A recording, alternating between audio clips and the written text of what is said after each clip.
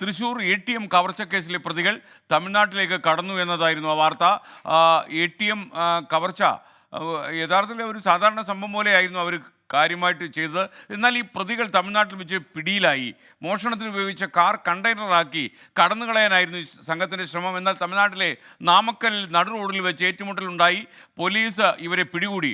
ഓടി രക്ഷപ്പെടാൻ ശ്രമിച്ച ഒരു പ്രതിയെ പോലീസ് വെടിവെച്ച് കൊന്നു. സംഭവ സ്ഥലത്ത് നിന്നും നിഖിൽ പ്രമേഷ്, ഈ നാമക്കൽ എന്ന് പറയുന്ന സ്ഥലത്ത് നിന്ന് നിഖിൽ പ്രമേഷ് തത്സമയം ചേരുകയാണ്. നിഖിൽ, എന്തൊക്കെയാണ് നമുക്ക് ലഭിച്ചിട്ടുള്ള വിവരങ്ങൾ?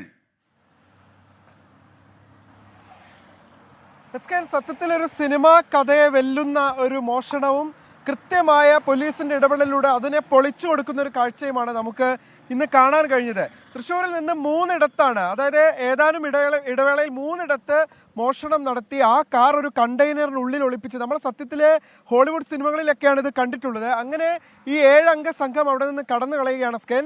അങ്ങനെ ഇവർ ഈ പാലക്കാടും കോയമ്പത്തൂരും ഒക്കെ കടന്ന് നാമക്കലിലെത്തുകയാണ്. നാമക്കലിൽ വെച്ച് ഇവർ കടന്നു പോകുന്നതിനിടെ ഒരു ഗ്രാമപ്രദേശത്തു കൂടെ പോകുമ്പോൾ അവിടെയുള്ള നിരവധി വാഹനങ്ങളിൽ ഈ സംഘം ഇടിക്കുകയാണ്.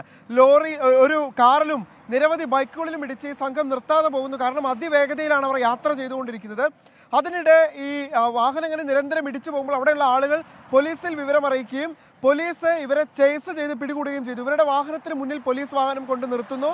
ആ സമയത്താണ് ഇതിനുള്ളിൽ, കണ്ടെയ്നറിനുള്ളിൽ ആളുകളുണ്ട് എന്നുള്ള വിവരം പോലീസിന് ലഭിക്കുന്നത്. കാരണം ശബ്ദം കേട്ടാണ് അവരത് തിരിച്ചറിയുന്നത്. തുടർന്ന് ഈ കണ്ടെയ്നർ തുറന്ന ഘട്ടത്തിൽ തന്നെ ഈ പ്രതികൾ ഓടി രക്ഷപ്പെടുകയായിരുന്നു.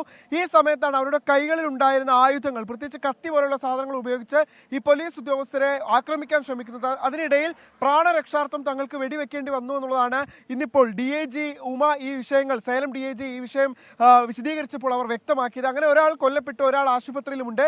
5 പ്രതികളാണ് നിലവിൽ പിടിയിലായിട്ടുള്ളത്. ഈ 5 പേരും ഇവരുടെ രീതികൾ ഇത് തന്നെയാണ്. SBIയുടെ ATMകൾ കേന്ദ്രീകരിച്ചു ഗൂഗിൾ മാപ്പിൽ അത് തിരഞ്ഞ് തങ്ങൾ ഓപ്പറേഷൻ പദ്ധതി ഇട്ടിരിക്കുന്ന സ്ഥലത്ത് നിന്ന് അടുത്ത ഏതൊക്കെ SBI ATMകളുണ്ടോ അവിടെ എത്തി മോഷണം നടത്തി കൃത്യമായി 2 സംഘങ്ങളായി മടങ്ങുക എന്നുള്ളതാണ് അവരുടെ രീതി. ഒരു സംഘം എപ്പോഴും കാറിൽ, മറ്റൊരു സംഘം ട്രക്കിൽ. ഇതാണ് അവരുടെ രീതി.